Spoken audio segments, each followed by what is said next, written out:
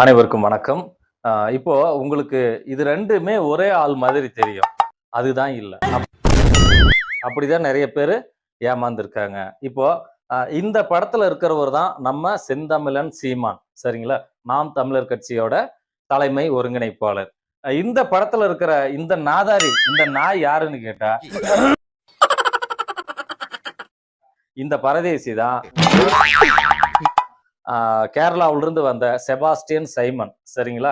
பார்க்கறதுக்கு 2 பேரும் ஒரே மாரி இருப்பாங்க. ஆனா வேற வேற ஆளு. இது என்னடா புது பொருளியா இருக்கு? 2 பேரும் ஒரே மாரி இருக்கிறதுனால, என்ன நேத்து ஒண்ணு பேசுறாரு, இன்னைக்கு ஒண்ணு பேசுறாரு அப்படின்னு மக்கள் எல்லாம் குழம்பிடுறாங்க. ரொம்ப இடைவெளி எல்லாம் கிடையாது. வெறும் 3 மாசம். வெறும் 3 மாசத்துக்கு முன்னாடி நம்ம செந்தமிழன் சீமான் என்ன பேசுறாருன்னு நீங்களே கேளுங்க.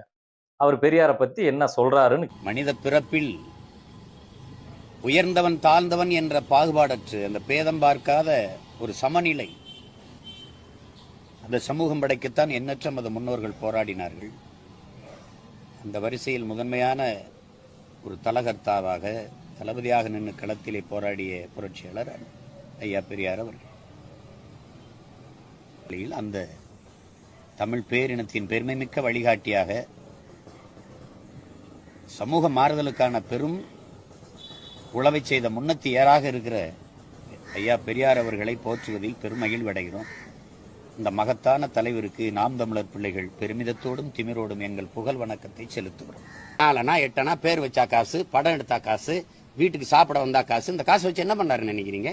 சேமிச்சு பள்ளிக்கூடம் கட்டி படிக்க வச்சு அப்படிதான் இந்த அறக்கட்டளை இந்த ட்ரஸ்ட் உருவாக்குனாரு. பெரியார் தடல்ல இருக்குது. சைமன் இருக்கான்ல, இவன் பெரியார பத்தி என்ன பேசுறான்னு கேளுங்க. கல்யாணமே பண்ணிக்கல.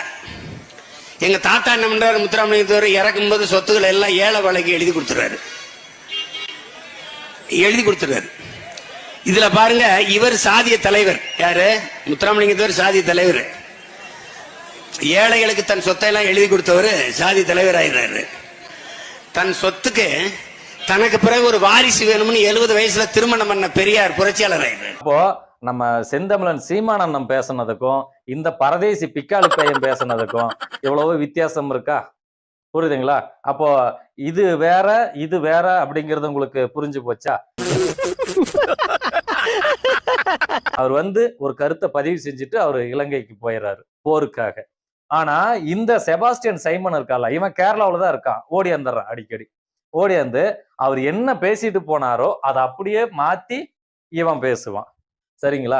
அதனால அந்த கட்சி வளரணும், நாம் தமிழர் கட்சி நல்லா இருக்கணும் அப்படின்னா இந்த நாயை நாம புடிச்சே ஆகணும்.